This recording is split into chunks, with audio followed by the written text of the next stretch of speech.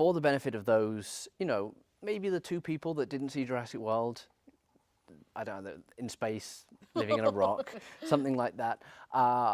Can you tell us the story of Jurassic World Fallen Kingdom in 10 words or less? In 10 words or less? In 10 words or less. In 10 words or less. Okay, so if it doesn't include Jurassic World Fallen Kingdom, which is 4 words, what would you say? The island is going to be destroyed. The dinosaurs need to be moved. Shit happens. Perfect. Obviously, you guys are the big main returning cast for this one. At what point did you feel it clicked when you were back? You've played Claire and Owen before. You know who these people are. They've moved on. It's a couple of years later, but you still know who these people are. Was there a moment you're just like, we're back in these people. We know what's going on exactly. First day. First day, yeah. The character stuff clicked right away, and then for me, the magic of the movie really seemed to return once we stepped foot in Hawaii. Yeah, that's true. When we were doing these exteriors and this, the island itself is such an amazing character, and we went there to blow it up, and and it felt really good to be there again. I guess I love Hawaii. I always got a special love for Hawaii, so that was when for me it really kicked in that I could go surfing when we wrapped. We were doing a Jurassic movie. Yeah. Yeah, I think that is the answer, because it was both like our first day of shooting. We got to do the bar scene that you see in the trailer, and it's kind of the first time that these characters have encountered one another since sort of like the dissolve of their relationship, and I realized when we were shooting, because I was sort of like, okay, so Claire went through this big journey in the last movie, she's like a different person now. And then I came here for this and doing this scene, I realized like, oh no, Claire's exactly the same. She has exactly the same personality. She just now has a sense of purpose. And her ambitions are in alignment with her values. And so has the same passion, same intensity, same kind of righteous self-confidence, but it's now doing good, hopefully.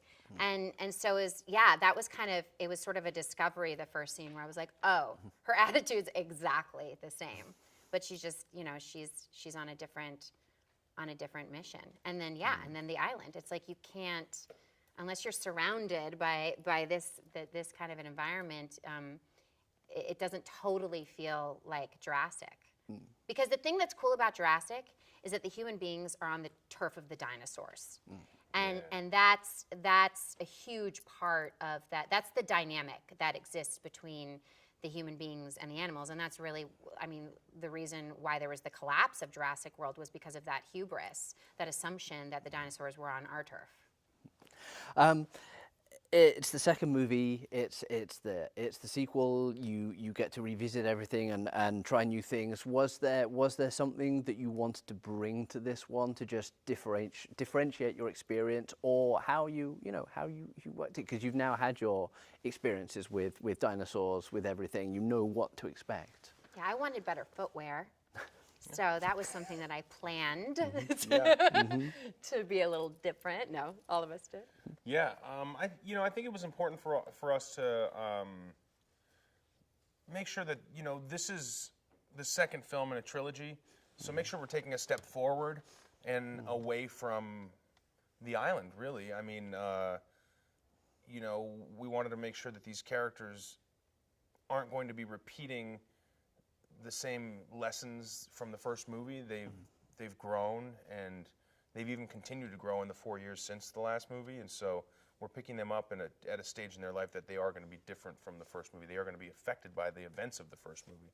That's a pretty big catastrophic event to go through, and so that was important, I think, is just to make sure we honored the events of the first film, and that these characters would have changed a little bit, and because of that stuff.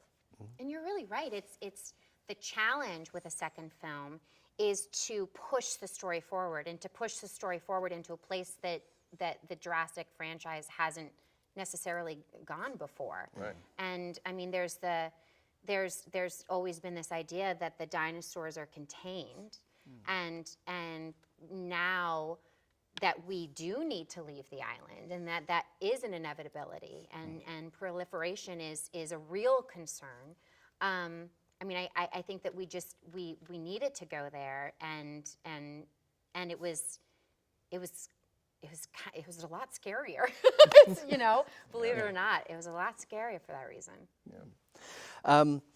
Is there a trick to when you're confronted with, now obviously this time you have a lot more of the animatronics than you did on World. There are more real creatures there for you to interact with, but is there a trick to acting terrified on camera when there's the crew watching you do it, and you know you're not actually going to be killed by a massive great dinosaur, or a tiny dinosaur, or a medium-sized dinosaur called Jim, you know, that kind of thing? Yeah, I mean, it's a trick. It's called acting. The trick is called, The trick is acting. Is our whole job. To bring us in for that trick. Right. Yeah, I mean, it's. We can't give away the trick. It's obviously a very valuable trick. But once you know the trick, it is very simple. See if you can figure it out by watching the movie. We know what it is. But hopefully audiences won't figure it out. I mean, the animatronic dinosaurs were incredible. Yeah, that's one thing. The animatronics, in this movie, there happen to be more animatronic dinosaurs, and that's simply because if you're creating a dinosaur that's going to run through the frame or be moving, it just looks more real to do it CG, computer generated to animate that. But if it's a dinosaur that's lying still or standing still, the animatronics, they can make it breathe and blink and move various muscles in its face and make it look very real. That's helpful as an actor to have something against which to act, to react, to see something, be witnessing something in pain or in terror or trying to make you scared. Like, then you can, it's a little easier to pretend, you know. Yeah, like I used to like whenever there would be a new animatronic, like I would kind of turn to the folks who were responsible for creating it, and I would say, Jurassic World: Fallen Kingdom, no acting required. Yeah. Because it is, you know, really unreal. Like there's the part of your brain that's like, okay, this is a movie, and then there's the reptilian part of your brain that's like, that's a dinosaur. Yeah. I could die here. Yeah. Obviously, a big part of driving that push towards realism and the tone of the film being more of a suspenseful horror movie than a straight action adventure as well was J.A., the director. Was obviously I'm sure you'd seen his work previously, things like The Impossible and The Orphanage, things like that. What was the experience of working with him, and did it live up to what you were sort of thinking based on what you'd seen of his work? Because obviously, you know, Colin and Stephen said, here's the guy. And you're like, okay, yeah, we'll get this one. He seems good. So J.A., I had very high expectations because I've referred to J.A., I'm not even kidding you, for almost, not a full decade, but almost a full decade as the one who got away, because as a director, because we met on a project years and years and years ago, and he had just done The Orphanage, nothing else beyond that, and we had this incredible dinner talking about a project that neither one of us ultimately did, and it was sort of like this, it was like the feeling of falling in love, like creatively. Like we were so excitable and passionate, and then the project didn't happen, and I would always like watch his movies and just be like, the one who got away. Like that was just my running joke. So when Colin shared with us that it was going to be him, I just about fell over. I mean, it was crazy to me that of all the people in the world that he went to him. And so, you know, it's check. Like it happened. It's incredible. So final question. If you were trapped on Isla Nublar, what one item would you take to survive? Sturdy Sat footwear. Satellite phone? Yeah, that's practical. That question is like, if it was 1990, what would I bring? Weapons. A weapon, of course. Sensible. Some sort of weapon. Probably the knife from First Blood, like the Rambo knife. Sensible. Has little matches, fish hooks, fishing line, tiny little saw, compass. all good. Yeah, that's a Needle cheat. and thread. That's a cheat. You're bringing everything in one basically, item. yeah. Fold-out cot, air mattress, AM/FM radio. Yeah, yeah. You want to cheat? Colin just said, "I'll bring a boat," and he's off. Oh my gosh, that's so smart. See, and I'm just like, and I'm like sneakers. Yeah, you brought sneakers. Very low expectations. You know we'd eat those sneakers on day 3. Like, genuine leather. I'm starving. I'm gonna eat those shoes you brought.